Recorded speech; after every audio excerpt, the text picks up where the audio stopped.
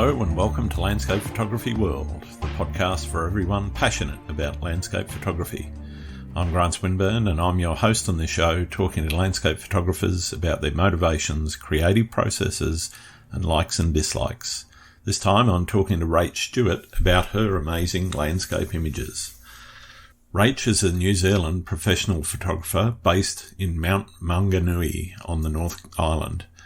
Her passion to be with nature, along with a love of fun, adventure and exploring, is what characterizes Rach's landscape photography and forever fuels her to seek out and find beauty created by the natural world. Through this passion, she's amassed a huge following on Instagram and Facebook, and her New Zealand photography images have been published worldwide, including magazines such as National Geographic, National Geographic Travel, the Daily Mail, plus many more. Rach has been awarded silver and bronze medals in the prestigious International Epson Pano Awards, and her pictures can be seen in many client campaigns, including Air New Zealand, American Express and Canon New Zealand. Inspired by landscapes and with a love to travel to new places, Rach enjoys exploring the unknown and finding the all-important element that connect humans with nature. We talk about her use of long exposure photography, how she's developed her style, her love of surfing at the beach and spending her summers in the ocean, along with a whole lot more. I hope you enjoy the show. G'day, Rach. Welcome to Landscape Photography World. How's your day been? Yeah, really good. Yeah, it's been nice and sunny, so can't nice. complain at all. Whereabouts in New Zealand are you? So I'm in Papamoa, so I'm in the North Island, and I live pretty close to the beach. So yeah, I'm a beach girl. Excellent.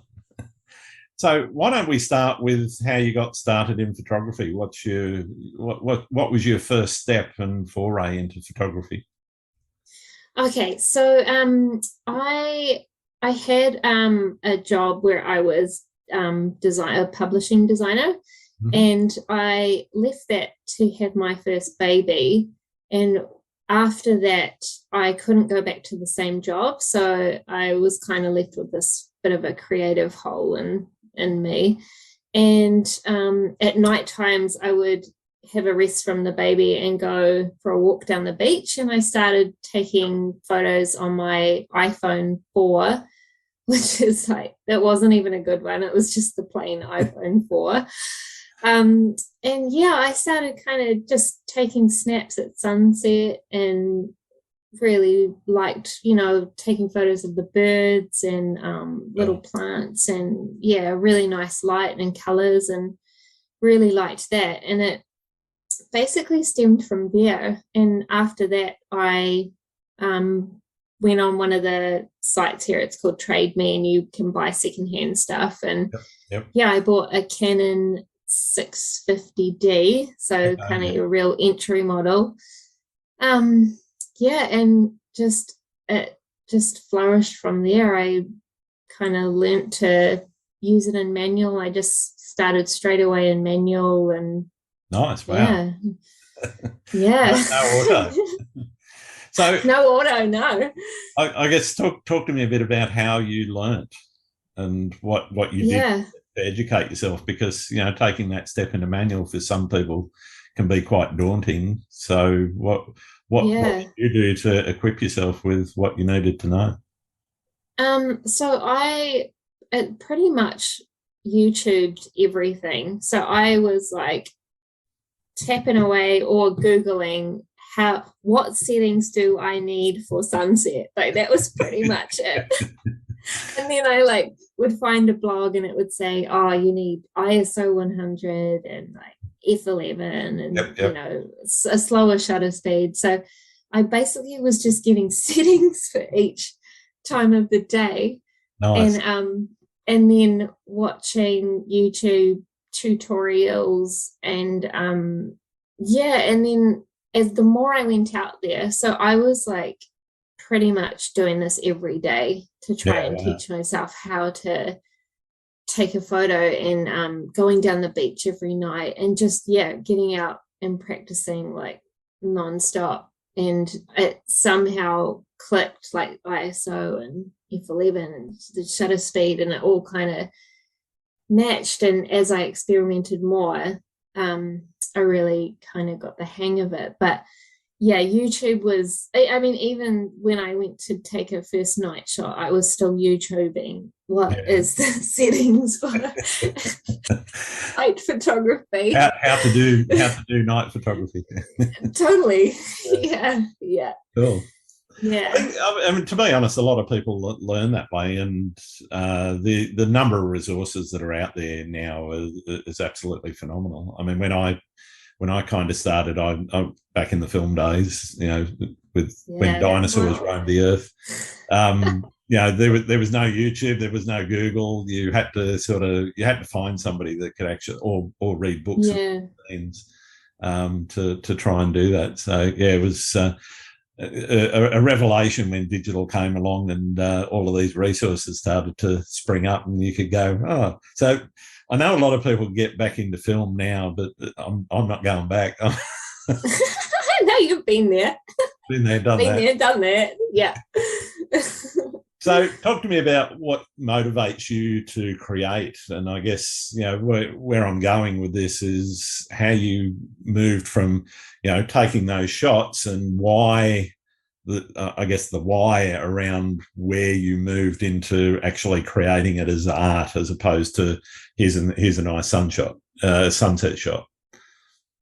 Well, I was really interested in long exposure photography. So once I'd kind of mastered, I was always interested in the colors in the sky. So it was sunrise and sunset. It was always those times. And then, when you're out in the darker hours, you long exposure anyway to try and get your exposure right. So, I was really interested in that. And back in the day, it was Sarah Hatton. She was doing a lot of long exposure stuff, and she was a real inspiration. So I wanted to try it myself.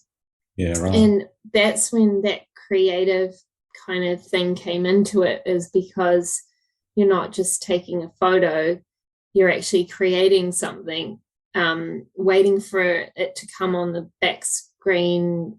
What does it look like? How can I change it? Change my shutter speed to make the clouds more streaky, the water soft. Yeah, it was like, that's when the real creative side came to it. So that for me was quite fulfilling to do that. And it's funny that I still do that, but I've more gone back to your traditional shooting as well, and like just leaving the clouds as they are. And but in the beginning, that extra creative element to the landscape photography was really important, to fill that kind of need that I had.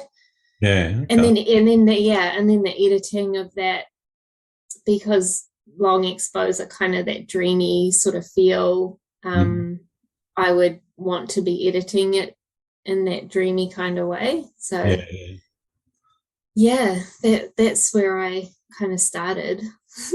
Cool. So I guess moving to where you're at now, what sort of things are motivating you and inspiring you at the moment? Probably at the moment, I'm really searching for new scenes and those untouched places, and maybe the places that aren't so popular, and and really looking for that kind of ethereal light, those conditions where it's like, nature dictates what happens there, but I guess now I'm motivated by what nature can produce and me getting something different. So you're looking for a unique shot, or something that's just more a distinctive but recognizable within a genre. I guess I'm looking for a shot that you haven't seen before. And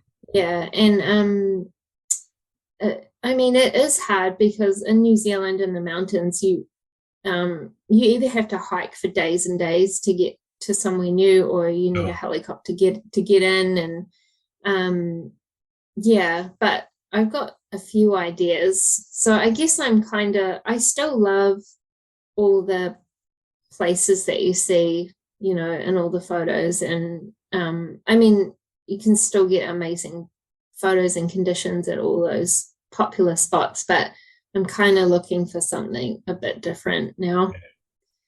Cool. So in terms of creating that unique image, I'm not asking for your secret spots or anything, or the ones that you haven't got that you're planning to go to. But what is it that you're looking for, I guess, within those scenes? Is it a unique composition, or is it particular light in a place you've been to before? Or Yeah, well, kind of lately, I really like the moody kind of the conditions that create beams, the sunbeams, and that kind of magical vibe with sure. God beams coming from the sky, and I'm not asking for much. Yeah. But and also I guess I love the mountains, and I always love to have water in my photos, some sort of element of water. So yeah, there are a lot of spots in the Southern Alps where there are lakes and mountains, and it's just trying to get to them, and trying to get to those spot for places. choice, I guess, in New Zealand. I mean, we don't have the mountainscapes that you guys do, but we do all right with our beaches and water. But oh yeah, definitely, yeah. No. So I guess talking about that, what's your local area like for shooting? Is it somewhere where you go, or do you plan to sort of go on these longer treks more often than not?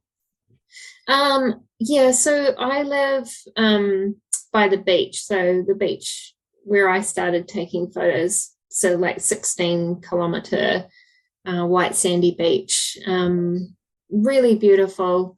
But I guess because I have a family and stuff, it's hard for me to get out and shoot here because I'm with them, and I just like to kind of relax when I'm at home or I'm doing the admin kind of thing. So yeah, I definitely plan to visit different places around, and I should shoot here more because it is beautiful, but it's always the way, eh? So how much planning goes into a trip? For the big personal trips, definitely like a couple of months of like trying to organize things and find new spots to go, and and I usually do a couple of those a year here in New Zealand, and then prior to COVID, I was trying to get away like sort of once or twice a year overseas, and those trips take a lot more, as you probably know, a lot more organizing to do. But yeah, I definitely try and have a little look online and on Google Earth and see if I can find anything different, and go and find it. Yeah, fair enough. Yeah.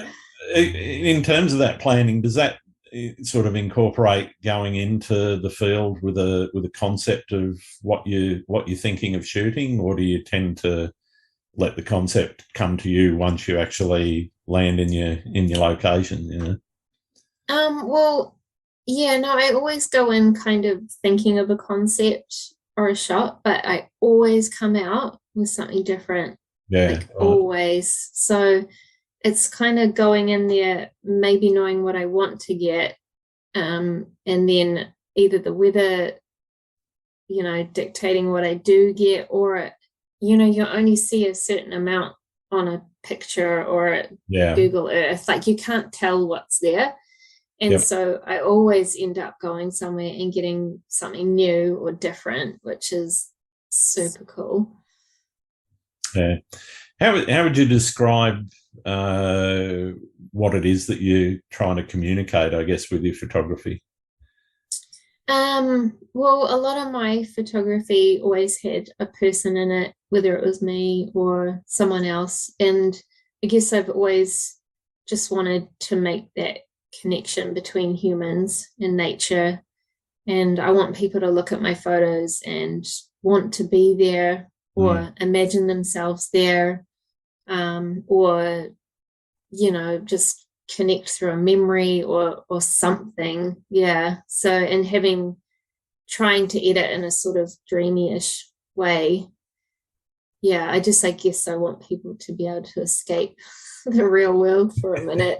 Yeah. So is that kind of where it all started? Is it that escapism, I guess, that you were really searching for initially? Yeah, totally. Yeah, definitely. I mean, being able to create in the first place and then being able to show off nature, what it's created, how lucky we are to have it. Yeah. I mean, everyone's got so much stuff on these days, Absolutely. it's just it's the world. So I think we all need to kind of try and escape somehow. Definitely. Yeah. I'm out a bit of escapism. So I guess talking about that, you obviously weren't able to go back into the workforce with that job. How did was that part of where you decided to go full-time photography, or was that something that came a bit later and you sort of just evolved into it? No, that came a bit later. So I was still part-time. And then just my Instagram kind of took off. Like we're talking 2015. So back then the gram was a bit different. There was no algorithm. You saw it all chronologically. Or orientated towards stills photography. Yeah. We were still a thing back then. And so, and a lot of my photos from the South Island went really viral because they weren't I mean, the Wanaka tree was known, but it wasn't what it is today, kind of thing. So so this whole Instagram thing started, and I just kind of blew up, and that's all really where it began for me. And I just kind of rolled with it. So I just went along with whatever was happening, and then little jobs started coming in, and and I grew it from there. I created a website, and and it's all a blur a lot of the time. I'm still here just rolling with it. Fair enough. I'm going to try and pick it apart a little bit, if you don't mind. I'm having a look on your website, and I'm looking. You've got tourism work, you've got workshops, you've got half a dozen different things that you're offering aside from just the standard. Here's my prints for sale, etc. How do you manage your time now, and how do you because you mentioned you got to set aside time to do the admin, etc. But I mean, it must be a fairly busy schedule now that you've got some of that other work coming in. How do you sort of, I guess, structure your day, and how you manage it all? It's such a good question. I guess like I have my print store, and so those things I like to get sorted straight away. So I always kind of check my emails and see what's there, and then I guess I structure it from there. I just come back from a tourism job, and I'm kind of on a deadline, so it's whether there's a deadline in place or not. And I've been up since till 1 a.m. kind of thing, trying to edit all those photos and get them through. And it's not always like that though, but I seem to just, and then there's Twitter as well, which has become like quite a big part of my, I guess, work now. So I don't know if I have a structure. I guess I do, but Yeah, it's basically all based on emails and like trying to like categorize them and who came first. And Sure.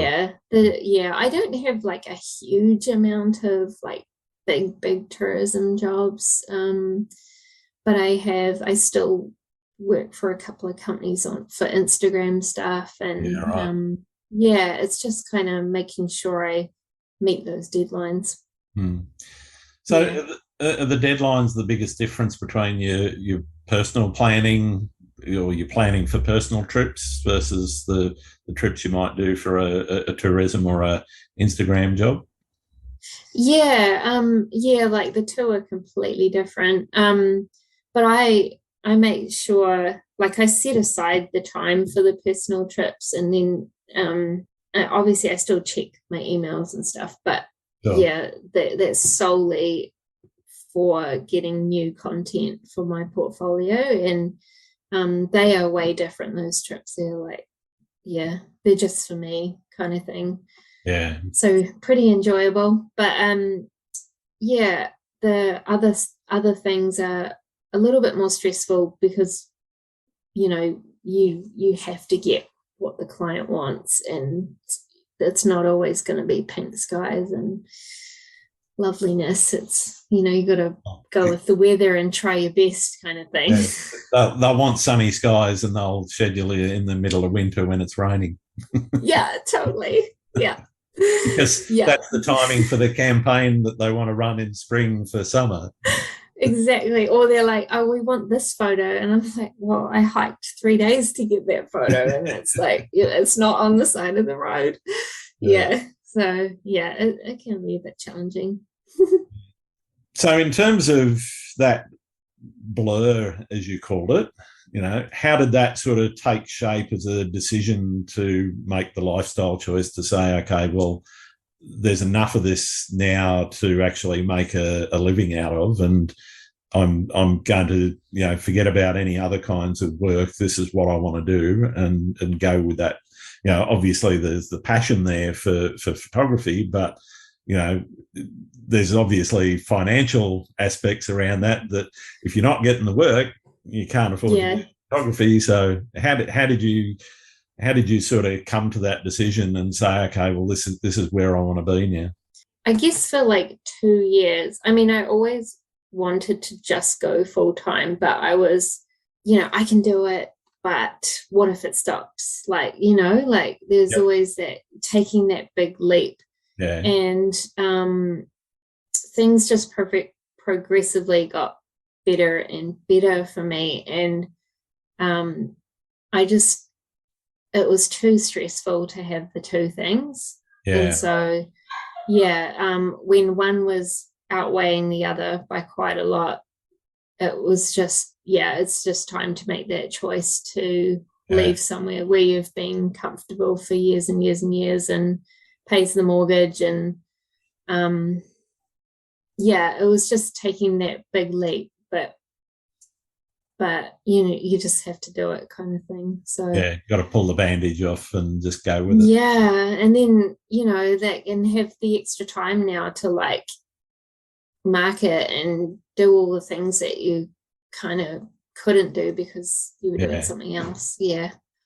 So in terms of that marketing side, I mean, for a lot of people that go into this, they don't realise that they've got to be their own website manager, their own marketing person, their own sales. Sometimes if you're doing your own printing, for example, you've got to be your own printer and so Yeah, forth. yeah, yeah. How do you wear all the hats? Oh, just I think. But just I guess it's just important to try and um there's so many algorithms out there. You've got to keep like there's a Google algorithm and there's an Instagram algorithm and there's a Twitter algorithm and there's like all these things, and you just got to keep on trucking through. Yeah. Um, Even if you feel like it's not worth it or you're not getting seen or whatever, I mean, it seems you just have to do it. That's just the Yeah. way it is these days. So, Well, I mean, you can pay someone else to do some of those things, but then well, yeah, you make you less can. money. Yeah, true. Yeah, true. So yeah, I mean, I would say it's like at least 50% of my time Wow. is Okay. doing the Twitter and making sure I've got new content for Instagram and writing blogs and getting new material out there. Yeah, it's a really important part of getting yourself seen. Yeah, yeah.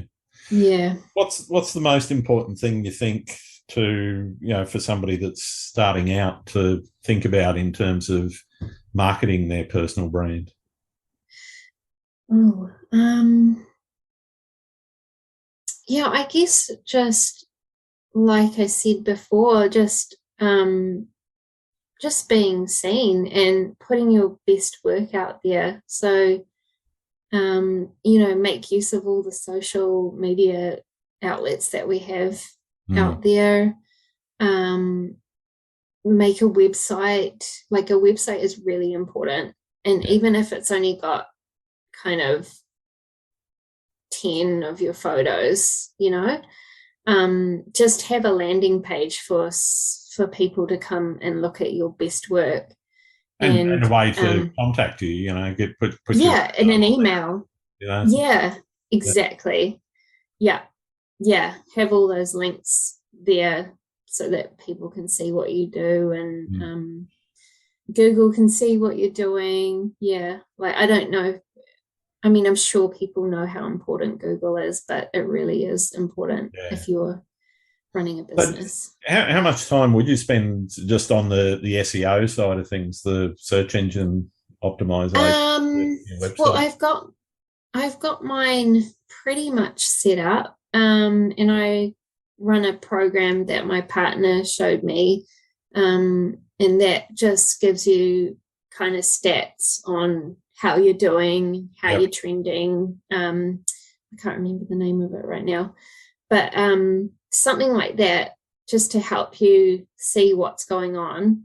And then I did pay for someone to help me with my SEO as well.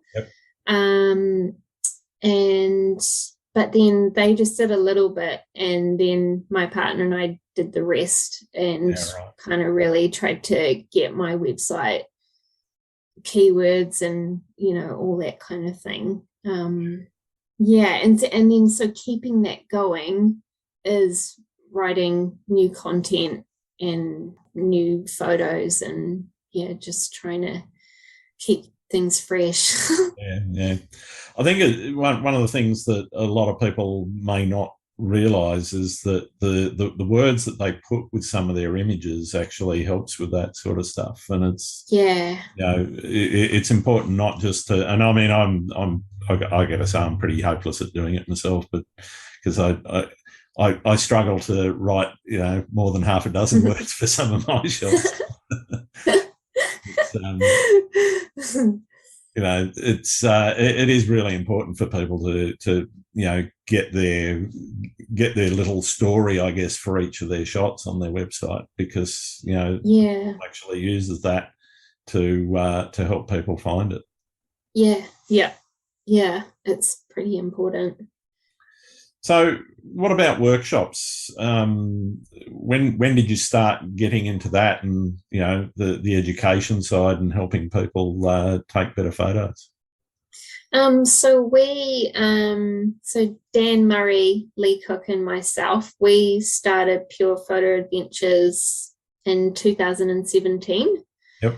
And we had our first workshop in the summer of 2017. So it was when the Lupins all came out down in the South Island, and and the three of us kind of Instagram was starting to change a bit, and like kind of a little bit of the passion was dying a bit with the change of Instagram, and we just thought, well, we've got all this knowledge, we could maybe think about teaching people and sharing it and showing off our country at the same time. So yeah, we were all on the same page, and yeah, I don't know how we did that, but we did it, and we're still going. Yeah. So what would somebody see if they signed up for a workshop? What would they experience?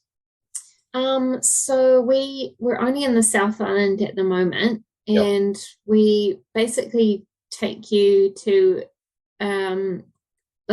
quite a few of the well-known spots. So like Aoraki, Mount Cook National Park.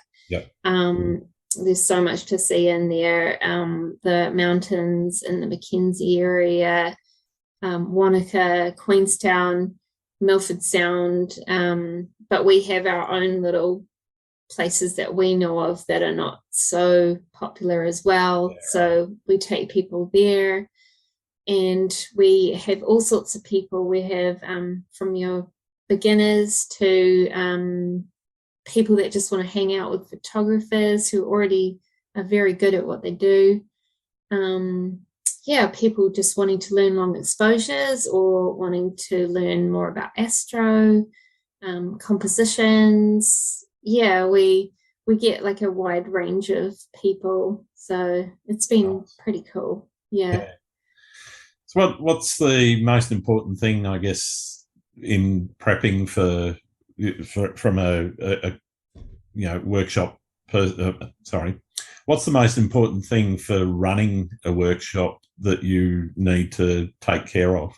Well, because we've been doing this for 5 years now, and we've learnt quite a bit from the first time we've done it. We try and find out from everyone what they want to achieve out of the workshop, and getting to know the person and what they really want to gain is super important, because then we know what to focus on. And there's 3 of us, so there's not a lot of workshops here in New Zealand where you get 3 tutors. And so and we all have different skills. So if we've got a bunch of people that are wanting to focus on long exposures, then I will probably focus on them. And then astro, like Lee's very good at astrophotography. Dan is our composition king. He's been doing this for 20 years kind of thing. So he has all this knowledge. And so the 3 of us together, we basically just want people to come out of this having learnt something having taken some photos that they truly love, which has been the case. So I guess we just want to make people reach their goals. Nice. So how long is a normal workshop? Is it a 3 or 4 day exercise, or do you do shorter periods? So we've slowed down a bit with COVID happening, but we're doing a 4-day workshop and a 7-day workshop. And so for autumn and winter we'd do 1 4-day, 1 7-day, and the same in winter. And then a spring workshop, which is a 4-day one.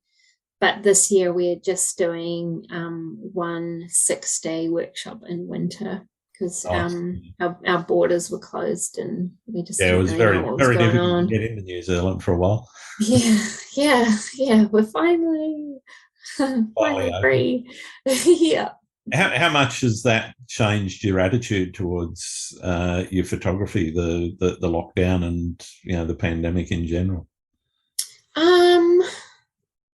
It's been quite hard, because we just want to, you want to go and explore new things. And it really forced me to search within New Zealand, which was really cool.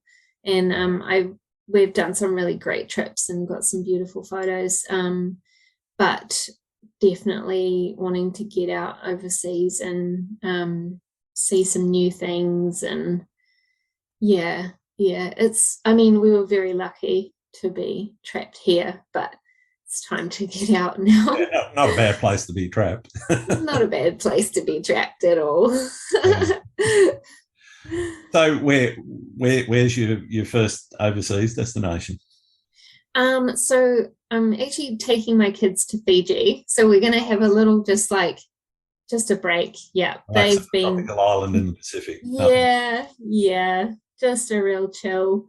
Yeah, But yeah, my partner and I are going to go to Europe. So we're later on in the year. So nice. Yeah, yeah, we're going to just go do a little bit of France and but mainly in Switzerland. So beautiful. Yeah. yeah, really looking forward to that. So what's still on your bucket list? I guess overseas or in New Zealand, doesn't have to be overseas. Um, it's just got to be Patagonia because Yeah. I just keep seeing it over and over again, and So you've not been there? I've not been, and I've Nor have watched I. document. Yeah, no. So that would be a bit of a dream, and I'd No, probably love to try and do that next year. And in New Zealand, yeah, there's some backcountry huts I really want to get to, but I'm just not fit enough at the moment. So I'm gonna work towards that one. do you have a favourite spot that you keep coming back to? Yes. Don't tell It's me a any rare secrets if it is a secret. eh? Oh Don't tell yeah. me any secret. No, it's gotta be oh no, yeah, there's a few now. The root burn track, which is one of our great walks, Yeah. is so amazing. And um I've not done a lot of the great walks, but that one I've been told is the most photogenic, and I've done it twice, and it's just absolutely mind blowing. Yeah. So that would have to be a favorite, and it would be a tie between Mount Cook and Milford Sound Yeah, because right. they're both so incredible, but both very, very different. So Yeah. yeah, So what's your most memorable experience that you've had in photography? I guess. Oh, there's a couple. I took a trip up to this place called Chancellor Hut. So it looks over the Fox Glacier. Yep. So you stay in this little teeny weeny red shack thing, and you look over the glacier and the mountains in front of you. And I did that with two of my great friends, Dan Murray and Jack Burden, and we took a helicopter up there, and we were surrounded by keas, which is New Zealand's alpine parrot. And they're really cool, and they're on the decline, so you're really lucky to see them. So we flew up there, had the whole light beams I was talking about, and Nice. really beautiful night up there. Yeah, Jack did some astro up there, and we woke up in the morning and it was a beautiful sunrise. And yeah, it was just, and we had been trying for 3 years to do that. Yeah. So it was finally, we got to do it, and it was pretty amazing. And and then I guess the other one would be my partner and I did the root burn track this year, and the first time I did it, it rained the entire time.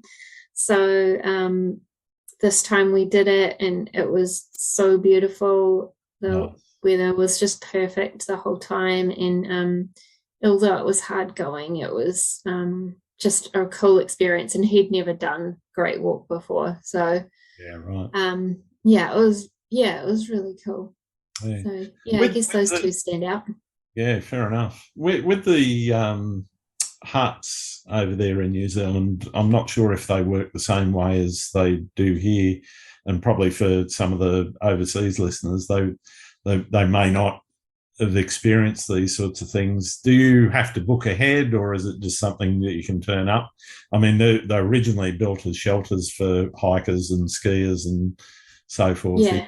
some of the remote areas in the alpine areas in both New Zealand and also a few here in Australia. Yeah, So yeah. how do they work in New Zealand?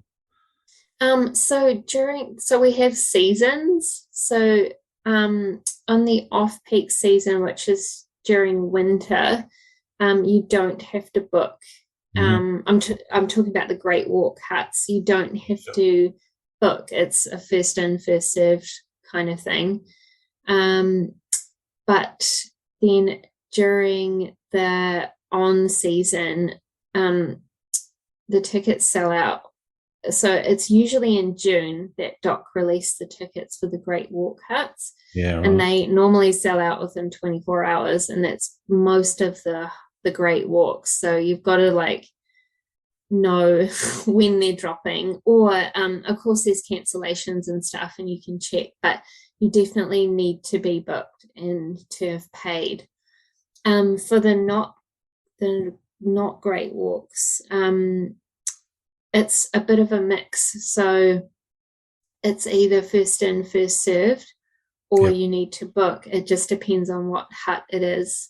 But yeah, you either like there's one in Taranaki where I'm not sure if it's the same anymore, but you paid $5 down at the office, and then first in, first served. I've slept on the floor like 2 or 3 times because I arrived late. Yeah, it's no bunks left. No. So yeah, it just pays. I mean, the DOC, which is Department of Conservation, their website is a really good place for anyone listening to go and have a look. Cool. Yeah. Thank you for that. What have you learned about the world through photography? I don't know. I guess there are a lot of passionate people out there who love the outdoors. Yeah, I've connected with some pretty awesome people who, just really appreciate nature and what we're all trying to do here. And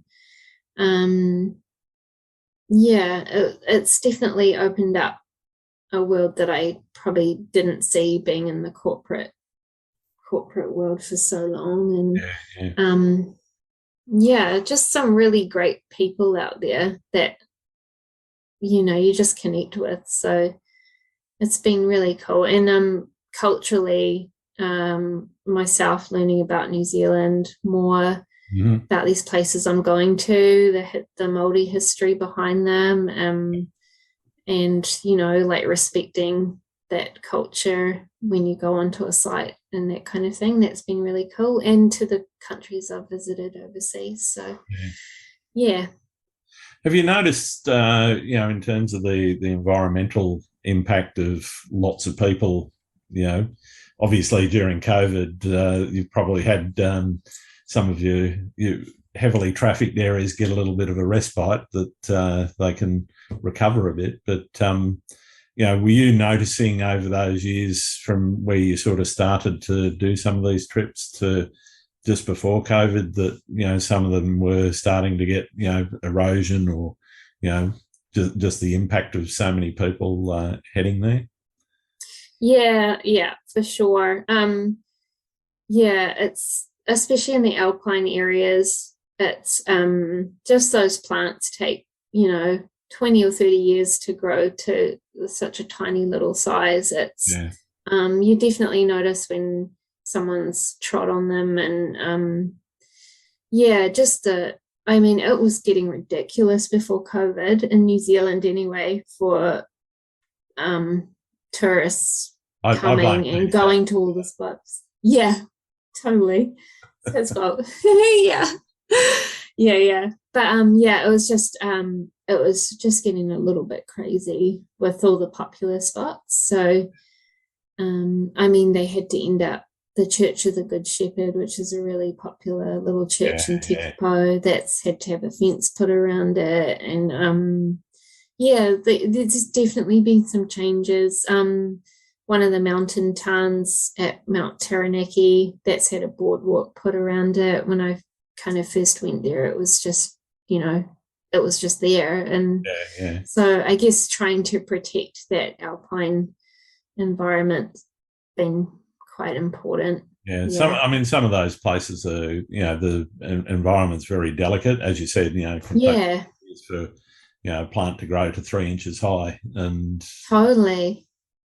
Some people I think don't recognise that, and don't take care when they're stepping, or don't take care when they're they don't stay on the track, the defined track.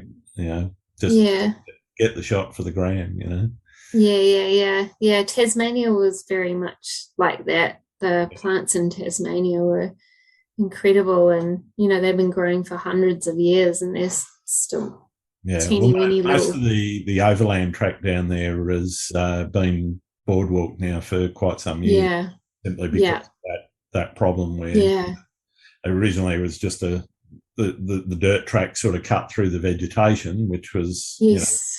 done largely by national parks, which is fine. They know what they're doing. They were the custodians Yeah. of the place, but yeah, it was just people going off the track and so forth that Mm. just led to them ending up putting boardwalks in. And Yeah. So yeah, in a lot of ways it frustrates me and makes me mad, but I get it. yeah, me too. Yeah. So where do you think things are going with photography in particular, but with social media and so forth? So that growth in social media attraction to some of these locations. I Mm. don't know that there's any way that you can sort of stop it, but how do you see that progressing? Particularly in a post-COVID world. Yeah. Well, I mean, I'm guessing everyone in New Zealand anyway, everyone is going to come back, and um I think we may be a little bit more prepared for it now. Yeah. As before COVID, it was starting to get recognized that there was a bit of a problem happening. Um, I can only see it getting busier and busier. Yeah. I don't think there's any way we can stop it from happening. Yeah. So I guess we've just got to um just try and look after it as best we can and try and put Try and out a good educate people. message. Yeah, yeah, Yeah. for sure. So when you're in the field, what sort of routine are you taking? When you get there, is it okay that's the shot, or are you looking around hunting, working different comps, or are you sort of go, Scrambling. scrambling around, or are you going okay? Well, this was the concept shot. I'll start there and move on from there. Oh, honestly, I always think I'm going to turn up and get the concept shot, but then there's like some big light beam happening like the other way, Yeah, it's and always in the it's just opposite. always yeah. I feel like I'm always scrambling. Like I feel like that's what it is, because also turning up, planning to turn up an hour before, and often do turn up an hour before, but the light's like super beautiful, and then or there's a cloud there, and the sun's gonna disappear in like Yeah. a few seconds. So I feel like I'm always running and putting my tripod somewhere and fiddling around with filters, and yeah. But for some reason sunrise seems to be better for me in that I've normally scouted the place the night before, Yeah, right. and then so I've done the scrambling the night before, and then I've gone back for sunrise and know what I'm doing. There's usually less wind, and yeah, it's I find it a bit easier at sunrise, even though it's harder to wake up. But yeah, yeah.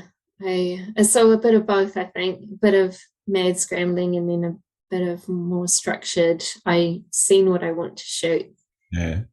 and go for that.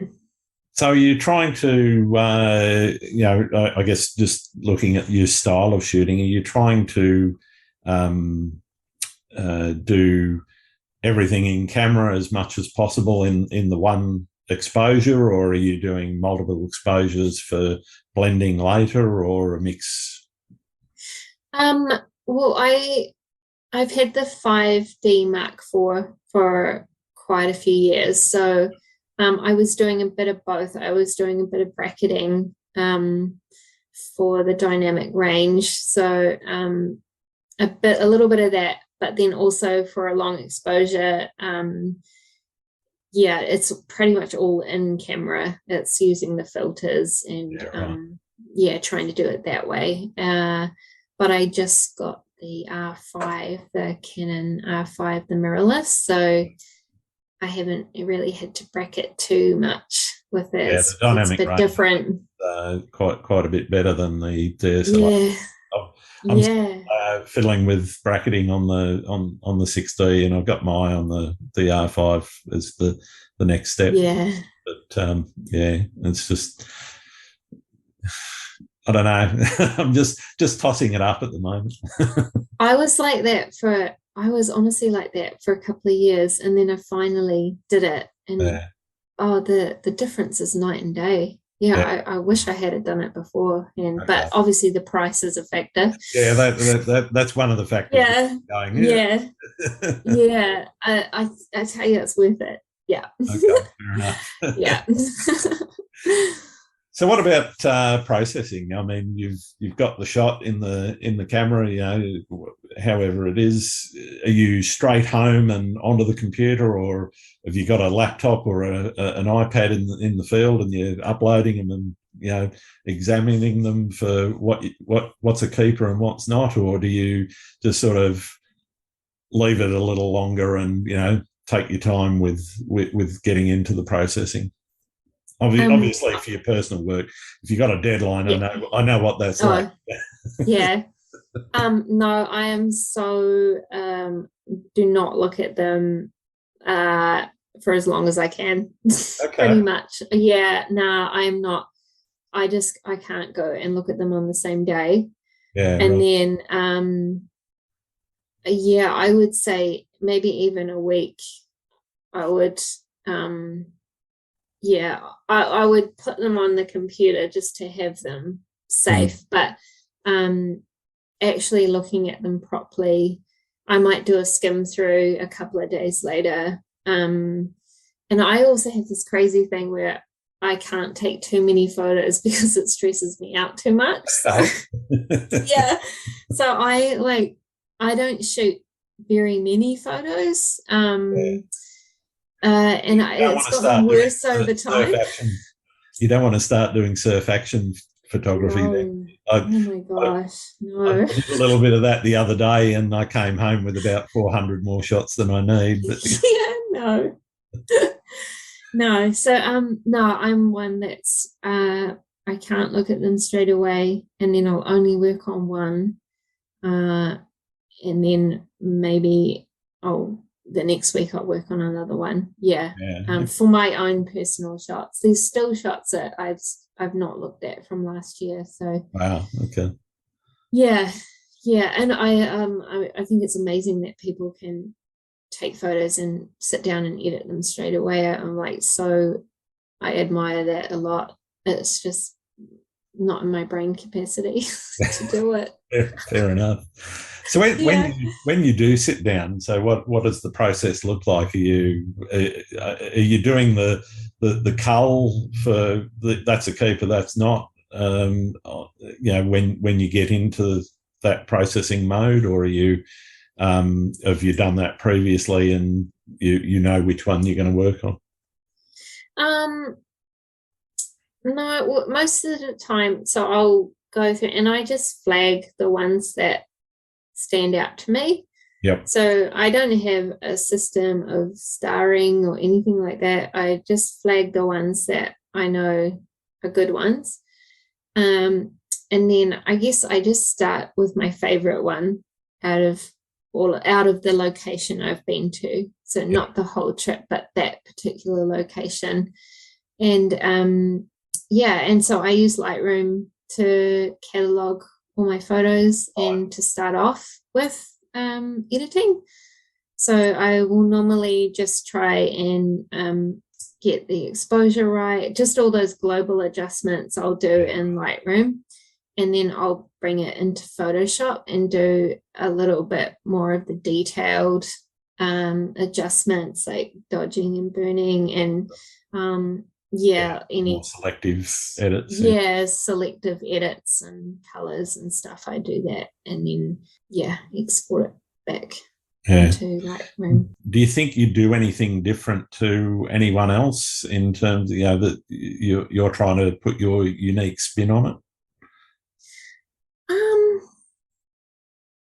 I don't know. It's hard to say. Yeah, I guess not many I people don't think play their so. workflow, do they? Yeah, well, no, I don't think so. I think like just working with Dan and Lee and how we teach, even Yeah, though we're all very different, we do a lot of the things the same. So I guess it's just our own personal taste as to what colors we like how and far to push. we'll, Yeah, yeah, how far to push the whites or bring the blacks or down or up or contrast. yeah. You know, we're all, yeah, but we all run through the same process pretty much. Yeah.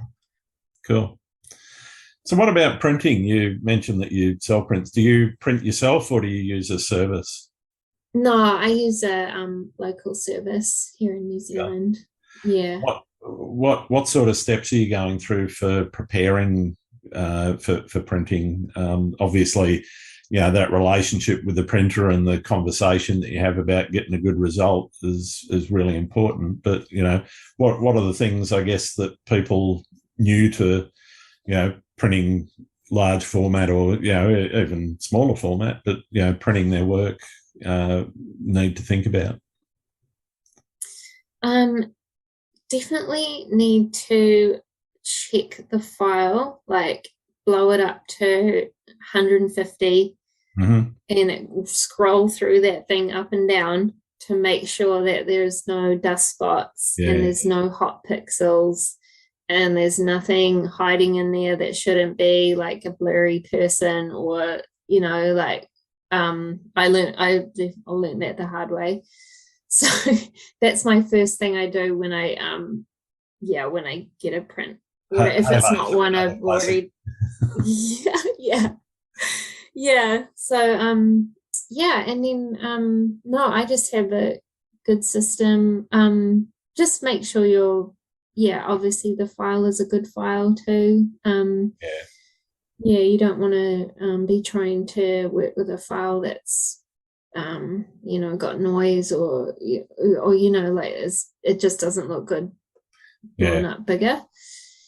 Yeah. And yeah, I just send my files to my printer and he sends them back to me and I sign them. So I sign all my fine art Yeah, right. prints.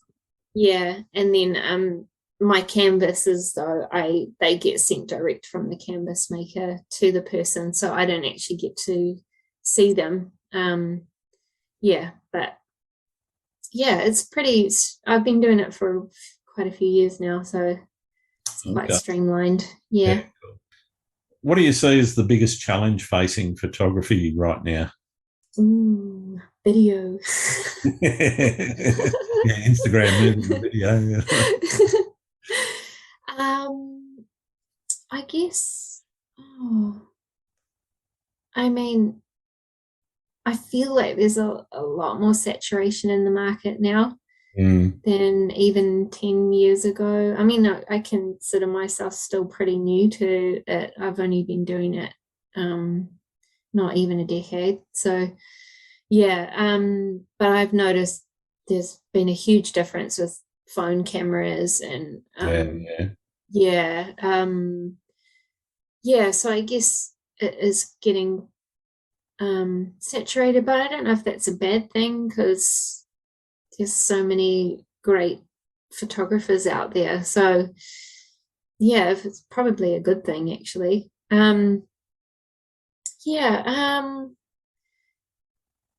I don't know. The trend is video, and the trend is these short clips. And I mean, I've got kids, and it's all about the shorts. yeah, They yeah, call them the short clips, and yeah, I guess the standalone shots are maybe not as popular anymore. mm, So, but I think there'll always be a place for photography, both film and digital photography. And now artists are, I mean, they've been doing it for years, but artists are, you know, turning photos into 3D with, yeah, you yeah. know, there's all those things evolving as well from photography, which is pretty awesome. So A blending of computer graphics and video yeah, and and photography. video and photos Yeah, and and artwork, Yeah, I think indigenous the artwork, digital and artistic side of it is quite interesting, and I notice a lot of what probably would have been termed photographers in the past have started calling themselves yeah, artists as opposed to yeah, photographers. yeah, yeah, totally. So yeah, I guess it's just all evolving. Yeah, where do you think things are going with things like AI and the ability to change the essence of an image using Yeah. AI, or even AI creating its own photography? Oh yeah, it's crazy. It's just, yeah, I mean, I guess it's just a new thing all on its own. Mm. Yeah, I mean, it's still photography, but I don't know if you can call it that because it is more like digital art kind of thing. So Yeah, yeah, it's pretty amazing. Yeah. Yeah. I mean, gosh, some of the things that have been created are pretty incredible. absolutely. Yeah. I mean, Yeah. I quite admire the question I'd have in terms of AI generated stuff is who is the creator? Is it the software engineer that wrote Mm, the code? Is it the computer that it sits on? But that's not a human, so therefore legally can't own anything. I Or is it the know. guy that pushes the buttons to say, "All right, I want you to create image X"? I know. Who's the I don't know creator? who it is. Yeah, I don't know. Like, I mean, Yeah, I would kind of think it's the person who wrote the code, um, but then you need the other two. So yeah, yeah, right. that is a really hard one to try Yeah, and I mean, answer. I don't know. Obviously, the computer's not going to sue anyone, at least not this year or next year. But Yeah, maybe once our robot overlords have taken over, they might be suing humans. probably. But I guess, yeah. I mean, I just find it fascinating seeing what's happening, but I can also see some things that I kind of go, yeah, is it photography? Yeah. Is it just digital art? It's hard to sort of, and I guess it comes kind of back to the question around composites and editing, or Yeah.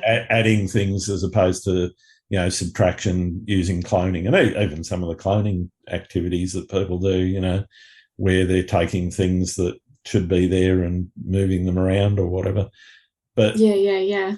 Yeah. where does digital art end and photography begin, or vice versa? It's a good question. Yeah, not one Yeah. I've got an answer to, but Me neither.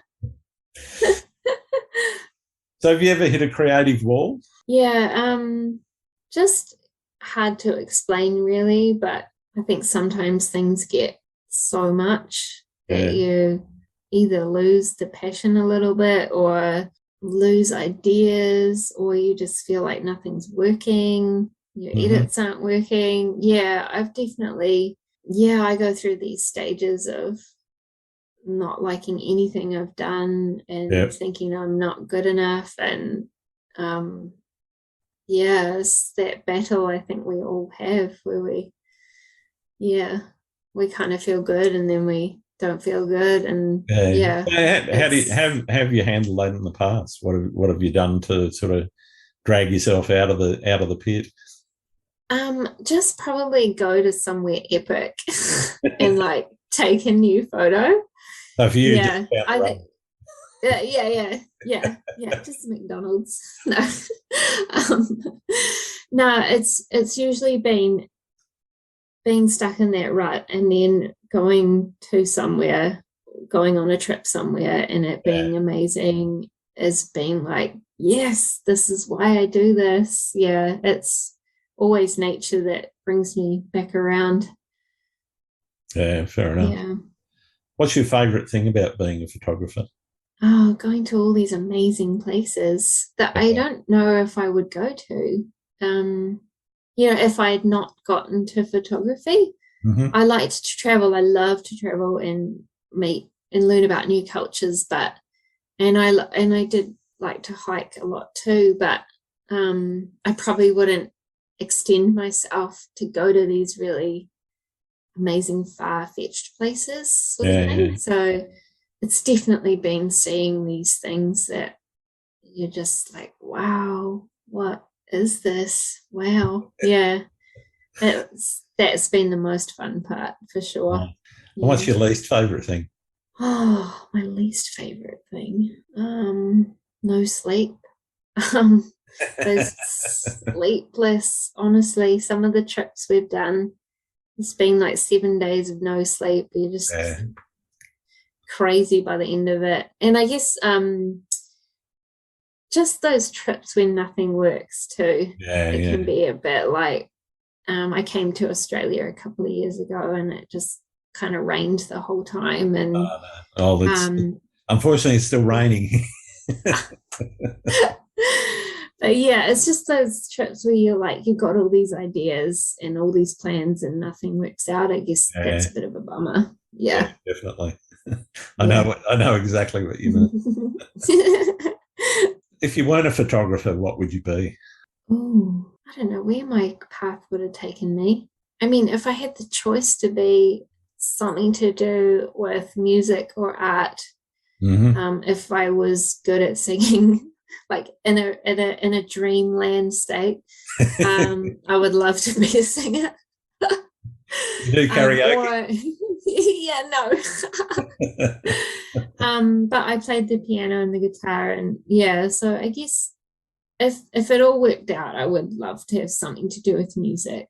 And I've always loved art, so it would be working in a gallery or having, something like that. Yeah, along those lines, that would be, if I didn't have photography and I got the choice, I would do something like that, I think. Cool. Yeah. What do you like to do when you're not out shooting?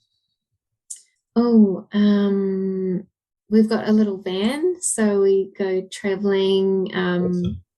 Yeah, we love like the beach, the coast, because that's what the North Island's kind of all about, is all the beaches. And I've surfed since I was like a little kid, so that the ocean's like a really huge part of my life. So and we love to go hiking and find, we're a bit like nature nerds, trees and birds, and really love doing that kind of stuff. Nice. Yeah. So are there any photographers out there that you think I should be talking to? Well, I've got to say Dan Murray and Lee Cook.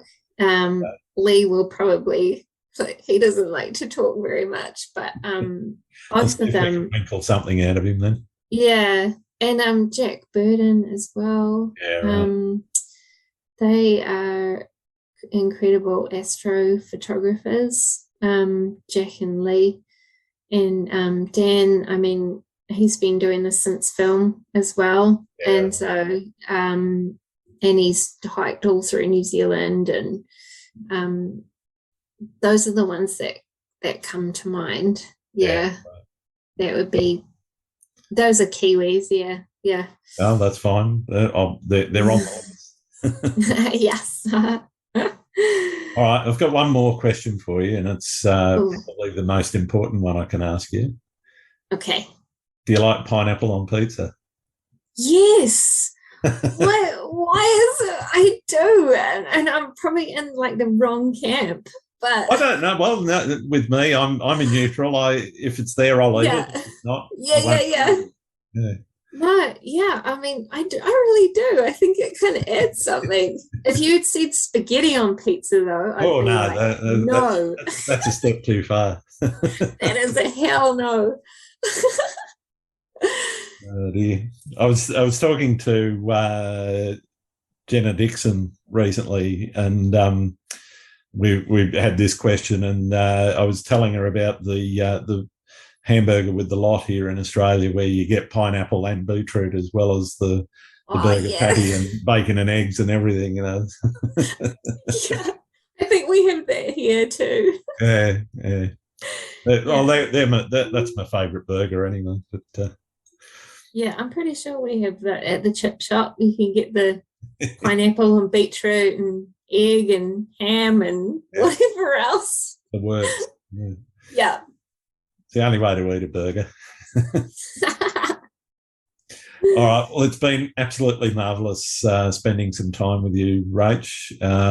Where can people find your work? So my website is rachstewartphotography.com.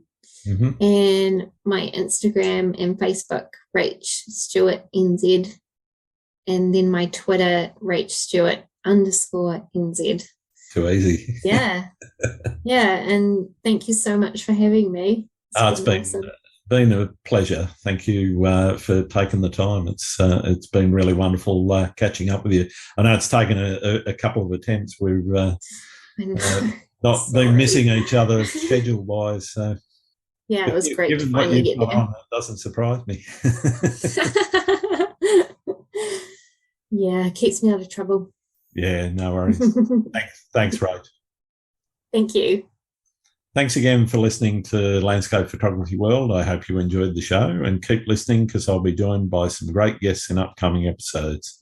You can find my work in this podcast at grantswinburnephotography.com. Also on Instagram, Twitter, YouTube and Facebook. I'm Grant Swinburne. Hope to see you out shooting soon.